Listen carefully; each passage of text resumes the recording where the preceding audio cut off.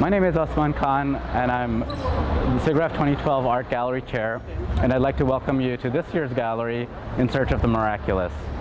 This year, the gallery was inspired by a quote from Einstein that, to paraphrase, said that both art and science are inspired by the idea of wonderment, the mysterious, the magical, and taking that as a cue, I wanted to make the provocation to artists to see what are they interested in, what is still making them feel wonderment, the mysterious, and awe-inspiring, especially in an age where technological innovations are creating new and new miracles every day.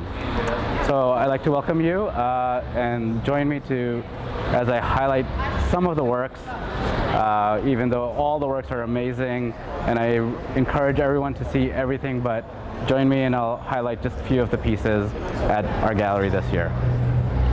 Behind me we find Scott Hessels' Shadow Play. It's one in a series of works that he's been working on called Sustainable Cinema. And basically it's a revisiting of pre-cinematic devices with current concerns, in this case that of the environment. What I like to call it is it's a wind punk project, and I encourage you to come see it because it's an amazing, beautifully crafted object, which then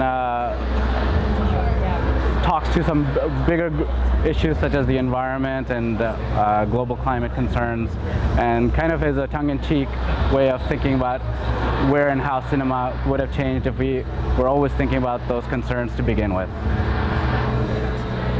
Here we have Julie Legault's Heartbeat Watch, a sort of a provocative re-looking at the notion of time. The clock here has actually two faces, one showing what we understand as time, the sort of constructed time of humanity, and the other much more personal, where instead of seconds, time is told through the heartbeat of the wearer. And what's amazing about this piece is it allows us to re-understand the real notion of time and the mortality that is actually tied to it. There are these ideas that we all have only a certain limited number of heartbeats, and this watch now lets us count down the time a little bit more accurately. Here we have Daniel Barry's and Adam Laskowitz's Saturation. And within this wonderful cube, this open stage, we have these curious objects emitting this sort of static sound. And in the middle of it, within this dark circle, there's a pulley.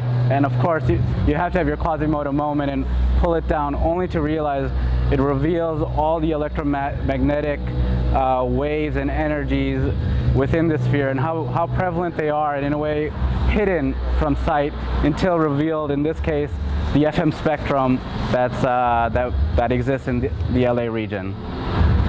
So let's give it a go.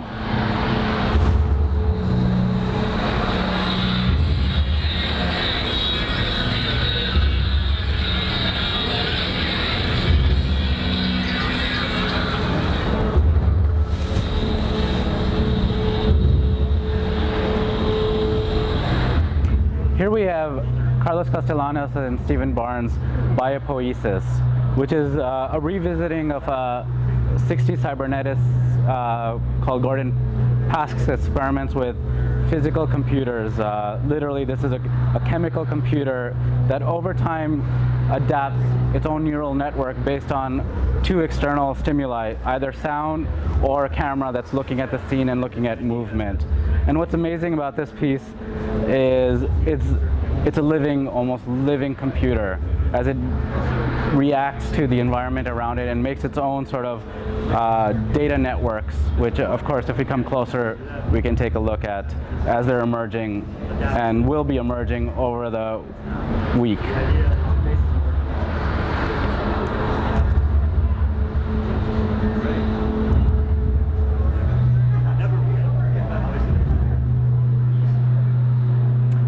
So with that, I'd love to invite you to come visit the SIGGRAPH 2012 Art Gallery, In Search of the Miraculous, and I'm hoping you'll find your miracle here as well.